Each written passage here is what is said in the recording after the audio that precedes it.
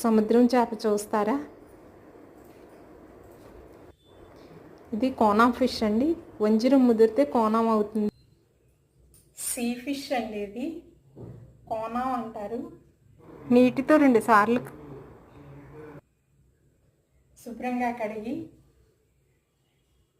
ఉప్పు పసుపు వేసి కూడా కడిగాను.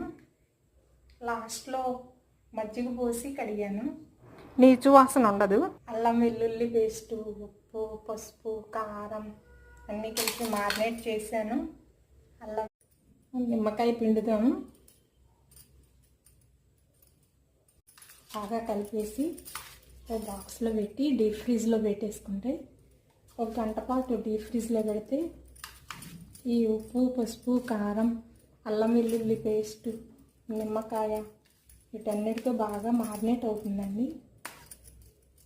ఇప్పుడు వీటిని ఫ్రై చేసుకున్న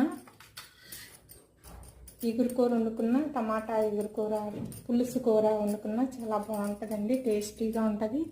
సముద్రం చేప హెల్త్కి మంచిదండి. దీనిలో ఒమేగా 3 ఫ్యాటీ యాసిడ్స్ ఉంటాయి.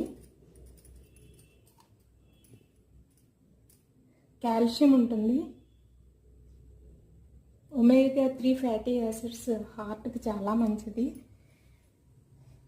సో ఇప్పుడు ఇవన్నీ ఒక బాక్స్లో సర్దేసి డీప్ ఫ్రీజ్లో పెట్టేస్తాను.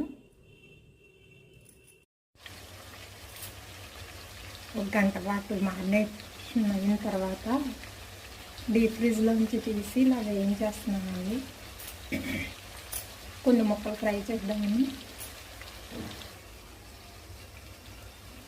రసంతో సాంబార్తో తీసుకుంటే చాలా టేస్టీగా ఉంటుందండి.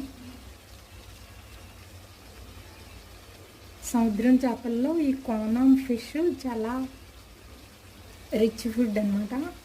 పోషకాలు ఎక్కువగా ఉంటాయి, కాస్ట్ కూడా ఎక్కువే.